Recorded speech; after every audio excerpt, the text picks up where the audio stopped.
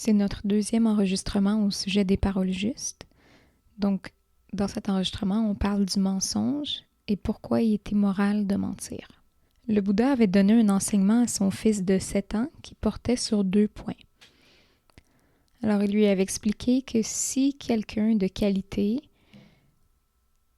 décidait de mentir, au moment où cette personne-là mentait, elle jetait à la poubelle toutes ses qualités et il n'en restait plus rien.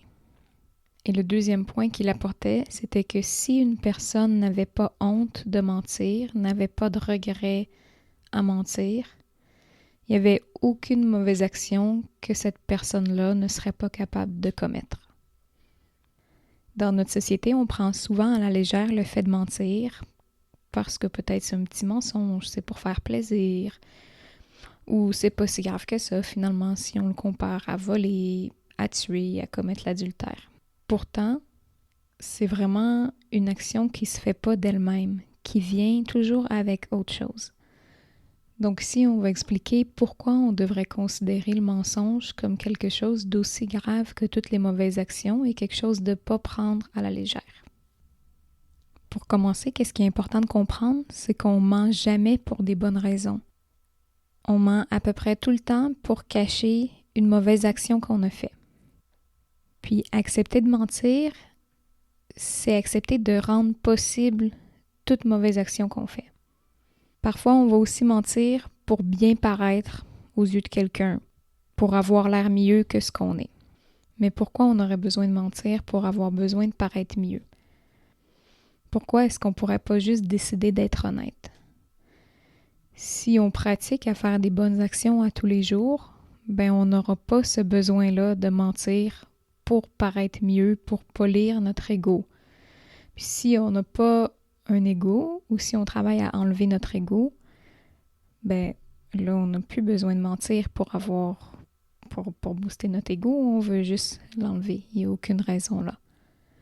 Donc mentir, c'est là pour servir notre ego, servir notre égoïsme, c'est-à-dire essayer de cacher nos mauvaises actions. Pour imaginer le tout, on peut le comparer à une dynamite. Quand on allume une mèche de dynamite, ça a l'air de rien, c'est une petite flamme au bout d'une mèche, un peu comme une chandelle. Par contre, quand on sait c'est quoi une dynamite, on sait que dans quelques secondes, il va avoir des lourdes conséquences à avoir allumé cette petite mèche. Alors ça, c'est comme mentir.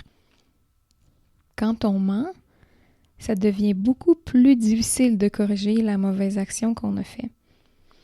Par exemple, disons que je vole quelque chose au dépanneur ou à quelqu'un que je connais, peu importe.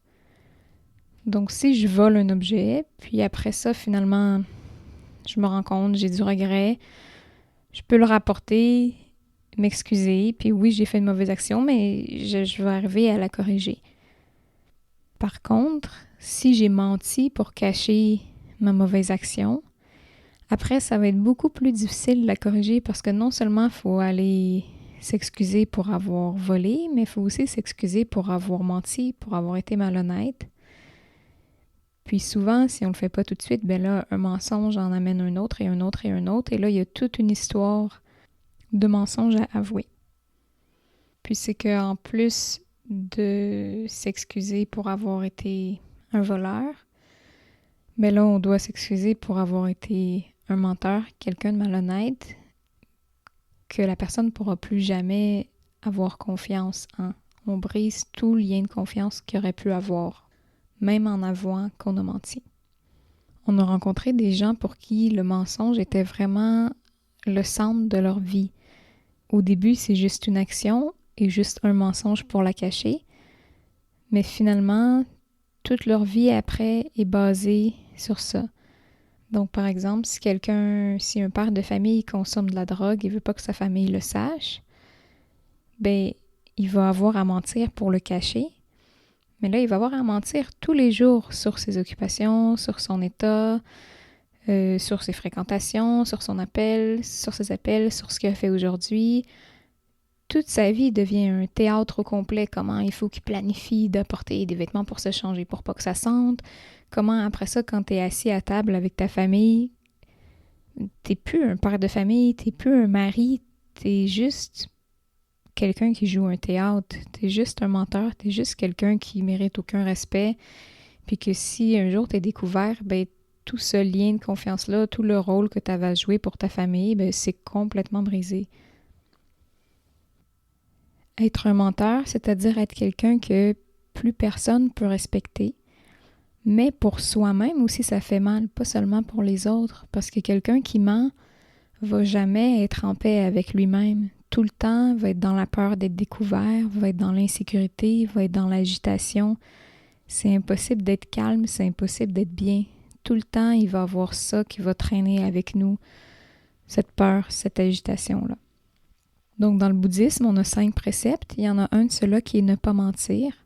Puis quand on décide de prendre ce précepte-là, c'est-à-dire qu'on se dit à nous-mêmes, plus jamais je vais accepter de cacher une mauvaise action avec un mensonge, plus jamais je vais accepter de polir mon ego avec un mensonge. J'accepte plus d'être quelqu'un de malhonnête, peu importe si c'est une grave situation ou si c'est une situation qui a l'air insignifiante.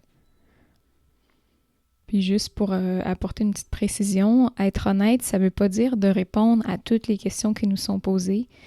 Des fois, il y a des questions qui sont inappropriées et on peut décider de garder le silence, on peut décider de poser une question en retour sans répondre.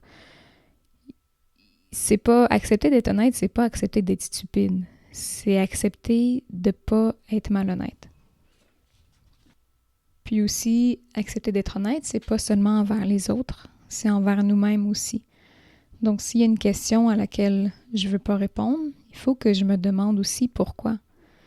Il faut que je vois, est-ce que je veux pas répondre pour cacher une mauvaise action? Dans ce cas-là, on est dans la même situation. Il n'y a rien il y a rien de bon là-dedans. Par contre, si c'est un inconnu qui me demande mes informations bancaires, des informations personnelles, ben si je réponds, c'est juste stupide. C'est pas de l'honnêteté, c'est de la stupidité.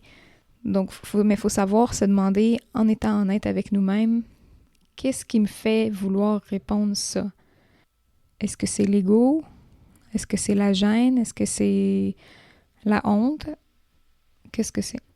Donc, ce qu'il faut retenir, c'est qu'on ment pas seulement pour mentir. Il n'y a aucune raison de mentir s'il n'y a rien à cacher derrière. Puis que quand on travaille à développer ses qualités, ben, on ne peut pas mentir parce qu'en mentant, on vient briser tout le travail qu'on fait, on jette tout aux poubelles.